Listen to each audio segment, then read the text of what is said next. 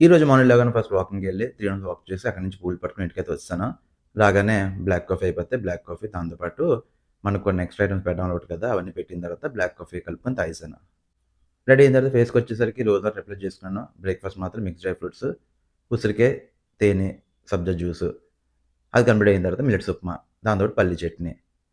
కొంతసేపు గ్యాప్ ఇచ్చిన తర్వాత ఒక చిన్న పీస్ కప్ కేక్, దాంతో పాటు చాక్లేట్ కేక్.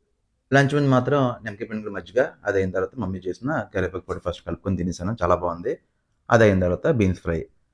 దాంతో పాటు సాంబారు, పాపడ్ కావాలని చెప్పంటే మమ్మీ రోస్ట్ చేసే పాపడ్ అయితే ఇచ్చారు. అది కలుపుకొని అయితే తినేసాను.